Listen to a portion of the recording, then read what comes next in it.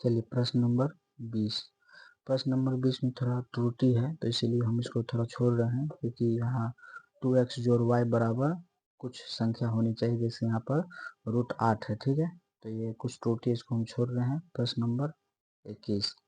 यदि रैखिक समीकरण का युग्म असंगत है तो उसे निरूपित करने वाली रेखाएं होगी। ठीक है, असंगत। ठीक है, तो असंगत युग्म वही होगा जिसका a1/a2 बराबर b1/b2 और not equal c1/c2, not equal c1/c2 आएगा, तो उसी का जो है असंगत हल होगा। ठीक है, तो उसका जो ग्राफ जो होगा वह समांतर होगा। ग्राफ कैसा होगा? उसका ग्राफ जो होगा वह समांतर होगा। समझ गए? तो आपका इसमें सही जवाब जो हो जाएगा ए, एक है इसका ए, समांतर। ठीक है, प्रश्न नंबर 22। 2x जोड़ 3y बराबर 11, 2x माइनस 4y बराबर -24 के हल बताएं। ठीक है, तो आप इसे हल करेंगे तो हम इसे बहुत आसानी से हल कर लेंगे। ठीक है, क्योंकि हम यहाँ पे देख रहे हैं कि दो चर में से एक चर का जो अंक गुणक है वह समान है। ठीक है, तो हम यहाँ पर इसे डायरेक्ट घटा देंगे। ठीक है, तो जब हम इसे हल करेंगे तो 2x plus 3y, 2x plus 3y बराबर 11। ठीक, और इसको घटा रहे हैं तो -2x प्लस 4y बराबर माइनस, तो +24 हो जाएगा। +24, चूँकि चिन्ह बदल के हम डायरेक्ट लिख रहे हैं, -2x प्लस 4y माइनस +24। ठीक है, तो जब आप इसे हल करेंगे तो ये कैंसिल हो गया, यहाँ 7y आ गया। ठीक, और यहाँ पर क्या आपका आ जाएगा 35। क्या आ जाएगा 35, तो ये 7 बार में कट गया, कितने बार में? 5 बार में कट गया, तो y बराबर कितना आ गया आपका 5। तो आपका आप देखिए इसमें 5 +5 वाला एक ऑप्शन मिल रहा है, इसका मतलब सही जवाब इसका यही होगा। ठीक है, तो इस तरह से आप पता कर लेंगे, एक्स भी निकालने का कोई जरूरी नहीं है। प्रश्न नंबर 23।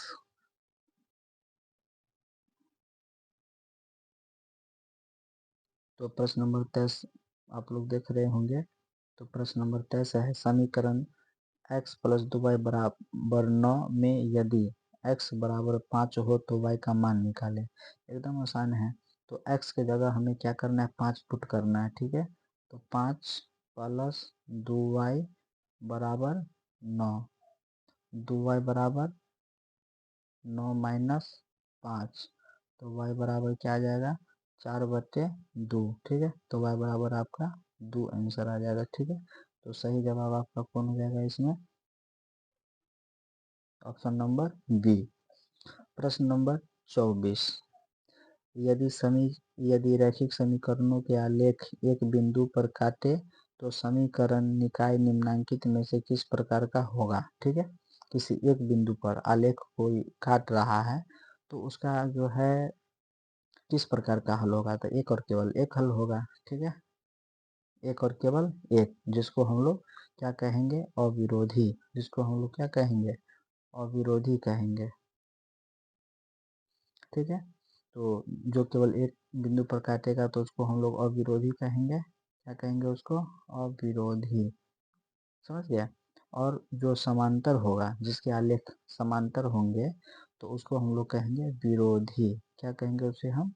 विरोधी कहेंगे। ठीक है, और जो एक ऐसे किया और दूसरा भी इसी पर होके जाएगा, हाँ, तो उसको हम लोग संपाती कहेंगे। क्या कहेंगे उसको? संपाती। इसके अनेक हल होंगे, इसके एक और केवल एक हल होंगे। ठीक है, और इसका कोई हल नहीं होगा, है ना, जो विरोधी है उसका कोई हल नहीं होगा। तो ये आप ध्यान रखेंगे। ठीक है, इस प्रकार के प्रश्न भी बोर्ड में बराबर पूछे जाते हैं। चलिए प्रश्न नंबर 25। प्रश्न नंबर 25। जब दो चर वाले समीकरणों का आलेख संपाती होता है तब उसके हल होंगे। संपाति। संपाति का मतलब समझ रहे हैं, एक आलेख ऐसे गया और दूसरा भी इसी पर होकर के गया। तभी हम जस्ट आपको बताए हैं कि जो संपाति होगा तो उसका जो है अनगिनत हल होगा। क्या होगा? अनगिनत हल होगा। ठीक है। प्रश्न नंबर 26, यदि समीकरण एक्स स्क्वायर माइनस 2y बराबर 3 तथा 3x प्लस के वाई बराबर 1 का एक अद्वितीय हल है तो के का मान क्या होगा? ठीक है। तो अद्वितीय हल का फॉर्मूला क्या होता है आपको पता भी होगा मेरे छोटे भाई, a1 बट्टे a2 नॉट इक्वल b1 बट्टे b2। ठीक है। तो जब आप इसे फॉर्मूला पर सेट करेंगे तो 1/3 क्या आएगा? 1/3। ठीक। और एक यहाँ से लेना है, 3 यहाँ से, उसके बाद -2/k not equal -2/k -2/k। तो फाइनली जब आप इसे हल करेंगे, ठीक है, तो k not equal -6, k not equal -6। तो इसमें आपका जो सही जवाब हो जाएगा इसका बी। ठीक है। तो प्रश्न नंबर 26 भी आप लोग समझ गए। अब हम लोग देखते हैं प्रश्न नंबर 27। प्रश्न नंबर 27,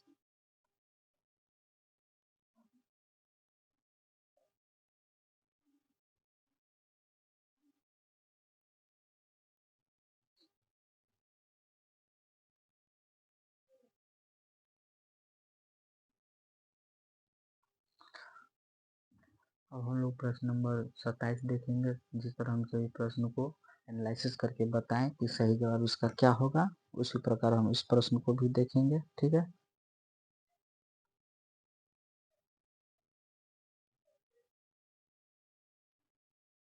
तो प्रश्न नंबर 27 है,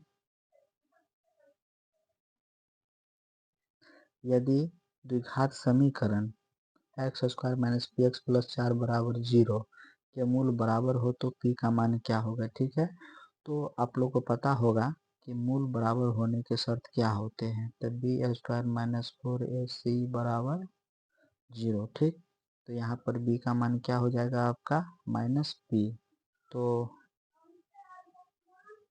-p का स्क्वायर -4ac, a का मान 1 आ जाएगा। a का मान हम यहाँ से लेंगे, a का मान कहाँ से लेंगे?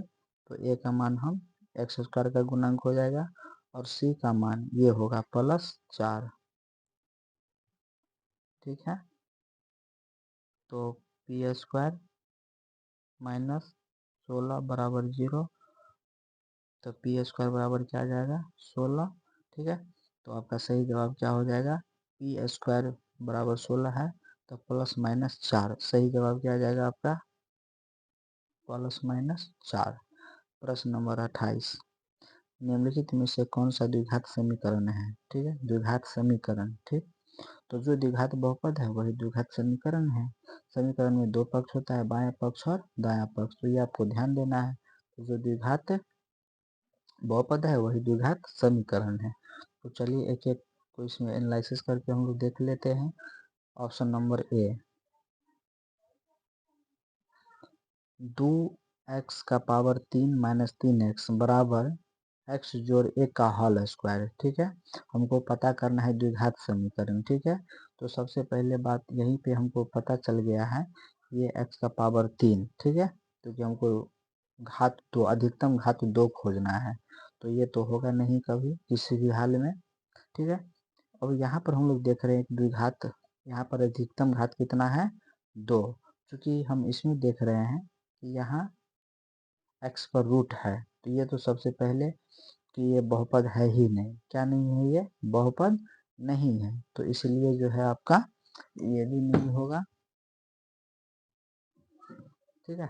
तो आपका ये भी बी नंबर भी नहीं होगा क्योंकि यहाँ पर ये बहुपद है ही नहीं।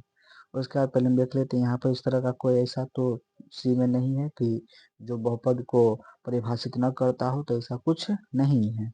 तो यहाँ पर हम लोग देख रहे हैं कि इसमें अधिकतम घात इधर 2 है। ठीक है। और इधर भी 2 होगा, जब हम इसे हल करेंगे तो 2 आएगा, तो आपका ऑप्शन नंबर जो है ये सही होगा, ठीक है, सी ऑप्शन सही होगा। चलिए प्रश्न नंबर 29। प्रश्न नंबर 29 है आपका, द्विघात समीकरण A X square plus B X plus C बराबर 0 के मूल वास्तविक एवं समान हो तो मूल क्या होगा, वास्तविक और समान, ठीक है। तो हम कितना बार बताए हैं कि बी स्क्वायर माइनस 4ac बराबर 0, ये कब होगा, जब मूल वास्तविक और समान हो, ठीक है।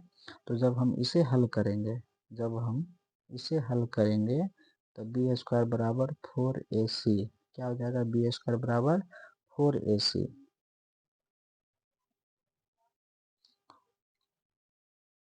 नहीं मान हो तो मूल होगा, नहीं माफ कीजिएगा, इसमें हमको फॉर्म की मूल किस तरह निकालेंगे हम लोग, ठीक है। तो हम बता दी कि उसका ये फार्मूला होता है, उसका ये फार्मूला होता है मूल निकालने का, माइनस बी बट्टे 2a और माइनस बी बट्टे 2a, ठीक है, माइनस बी बट्टे 2a और माइनस बी बट्टे 2a। तो 29 का आपका सही जवाब हो जाएगा सी, ठीक है। चलिए प्रश्न नंबर अंतिम है 30, अंत भला तो सब भला, ठीक है, बहुत ही अच्छा प्रश्न है। तो 30 नंबर प्रश्न है आपका, द्विघात समीकरण A X square plus B X plus C बराबर 0 के मूल बराबर हो तो, ठीक है। तो अभी हम जस्ट बताए हैं आप लोगों को कि जब बराबर मूल होंगे तो उसका फॉर्मूला होता है बी स्क्वायर माइनस 4ac बराबर 0। तो जब आप इसे हल करेंगे तो बी स्क्वायर बराबर क्या आ जाएगा 4ac, तो आपको सही जवाब मिल गया होगा, ठीक है, बी स्क्वायर माइनस 4, तो ये 30 का सी ऑप्शन आपका सही होगा। तो हम उम्मीद करते हैं आप सभी प्रश्न अच्छी तरह समझ गए होंगे और किसी प्रकार का कोई परेशानी नहीं हुआ होगा। और यह एपिसोड, यह मैथ का जो एपिसोड हमने बताया आपको कैसा लगा, आप कमेंट कर ज़रूर बताएं। हाँ समझ में आया या नहीं बात आया, ठीक है, समझ में आया तो यस और नहीं आया तो नो, ठीक है। फिर हम नए कंटेंट लेकर आएंगे। और यदि आप लोग चैनल पे नए हैं तो चैनल को सब्सक्राइब जरूर कर दीजिए, ठीक है, और वीडियो को शेयर जरूर करिए ताकि इसका लाभ पूरे बिहार के बच्चे को मिले। तो चलिए हम लोग मिलते हैं नेक्स्ट वीडियो में, जब तक के लिए जय हिंद, जय बिहार, जय बिहार के छात्रों।